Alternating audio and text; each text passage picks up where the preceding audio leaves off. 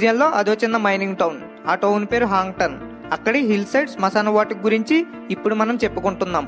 అక్కడ స్థానికులకు ఓ వ్యక్తి తరచూ గుర్రంపై వెళ్తూ కనిపిస్తాడు. అతన్ని హెడ్లెస్ హార్స్మ్యాన్ అని అంటారు. అతనికి తల ఉండదు. అతను ఆ తల కోసమే వెతుక్కుంటూ ఉంటాడు. అంతేకాదు, తనకు తల లేకుండా చేసిన వారి తలలను నరకడమే టార్గెట్ గా తిరుగుతూ ఉంటాడు. అటువంటి దెయ్యాన్ని తాము అప్పుడప్పుడు చూస్తున్నామని స్థానికులు చెబుతున్నారు. తల లేకపోవడం ఏంటో, పగతో రగిలిపోతూ తిరుగుతుండడమేంటో మనం తెలుసుకుందాం. ఈ మిస్టరీ కారణంగానే ఆ శ్మశాన వాటిక ఫేమస్ అయ్యింది. అదో హాంటెడ్ ప్లేస్ గా గుర్తింపు పొందింది. ప్రతి సంవత్సరం చాలా మంది టూరిస్టులు భయపడేందుకు అక్కడికి వస్తుంటారు. ముఖ్యంగా హాలోవీన్ ఫెస్టివల్ జరిగే అక్టోబర్లో పెద్ద సంఖ్యలో వస్తారు. వారిలో కొంతమంది తాము వింత ఆకారాన్ని చూశామని చెబుతుంటారు. తలలేని దెయ్యం సబ్జెక్టుకి సంబంధించి స్థానికంగా చాలా కథలు ప్రచారంలో ఉన్నాయి. ఈ పట్టణాన్ని 1220లో స్థాపించినట్లు చెబుతారు. 1823 నుంచి 1981 వరకు ఇక్కడ మైనింగ్ వర్క్స్ జోరుగా సాగాయి. దాదాపు 158 ఏళ్ల పాటు అవి కొనసాగడం మామూలు విషయం కాదు. ఇక్కడ రెక్టర్ బెర్నల్ గిల్ఫిన్ అనే వ్యక్తి ఉండేవారట. ఆయన పేదవాళ్ళ ఆకలి తీర్చేవాడు. ఆయనకు ఓ ఆవు ఉండేది. ఆయన ప్రతి సంవత్సరం అక్టోబర్లో హాంగ్టన్ ఫీస్ట్ అనే వేడుకను నిర్వహించేవాడు. ఇలా ఈ ఊరికి మంచి పేరు, చరిత్ర ఉండేది. దీనికి దెయ్యం కథకు సంబంధం లేదు. కానీ మైనింగ్ కంటే దెయ్యం కథ వల్లే ఈ ఊరు ప్రపంచానికి భయంకరంగా పరిచయమైంది. ఈ కథలో దెయ్యం హీరో విలియం స్టాండిస్కార్.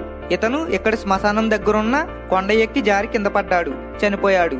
అతను ఎక్కడైతే పడ్డాడో అక్కడే అతన్ని పూడ్చిపెట్టారు. అయితే ఇది అబద్ధమని, అతను తన ఇంట్లోనే చనిపోయాడనేది మరో ఆర్టికల్. ఆ ఇంటిని కోకన్ హాల్ అని పిలుస్తారు. ఆ ఇంట్లో విలియం అనారోగ్యంతో చనిపోయాడని కొందరు చెబుతారు. ఎలా చనిపోతేనేం చనిపోయాడన్నది నిజం.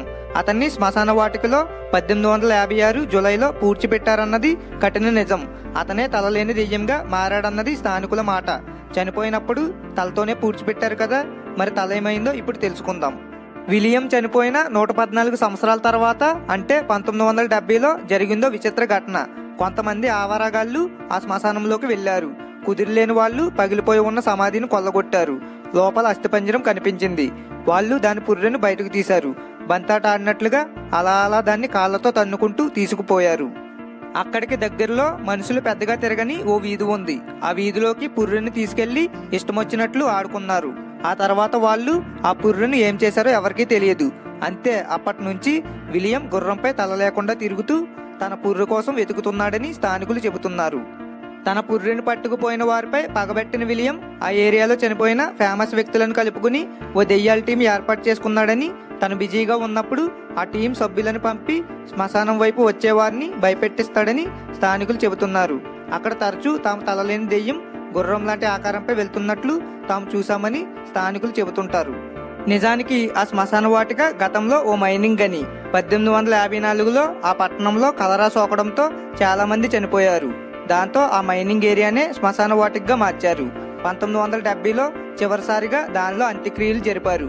ఆ తర్వాత నుంచి దాన్ని వాడటం మానేశారు. అప్పటి నుంచి అది తలలేని దెయ్యం వశమైందని చెబుతుంటారు. ప్రస్తుతం టూరిస్ట్ స్పాట్ గా దెయ్యాల దెబ్బగా మారిన ఈ శ్మశానంలో ఇప్పటి వరకు 7,000 మందికి పైగా అంత్యక్రియలు చేశారు. డజన్ల కొద్దీ ప్రజలు అక్కడికి వెళ్ళినప్పుడు తమకు దెయ్యాల అనుభవాలు కలిగాయని చెబుతున్నారు. 2005 తర్వాత నుంచి ఈ శ్మశాన వాటికలో తీసిన ఫోటోల్లో వింత ఆకారాలు, మంచు, అర్థం కానివి ఏవేవో కనిపిస్తున్నాయని ఓ రిపోర్ట్ తెలిపింది. దీనికి సంబంధించిన ఫోటోలు తరచూ సోషల్ మీడియాలో షేర్ అవుతూనే ఉన్నాయి. ప్రస్తుతం టూరిస్టులు, దెయ్యాల పరిశోధకులు అక్కడికి వెళ్లి చూసి వస్తున్నారు. అయితే ఇప్పటి వరకు అక్కడికి వెళ్లిన టూరిస్టులు ఎవరూ చనిపోలేదు. ఇంతకీ హాంగ్టన్ లో ఉన్న ప్రజలకి ఎందుకు తలలేని వ్యక్తి హిల్ సైడ్ శ్మశానంలో కనిపిస్తున్నాడు అనేది మిస్టరీగా మిగిలిపోయింది. ఒకసారి ఆ శ్మశానాన్ని కంప్లీట్ గా చూపిస్తాను, చూడండి.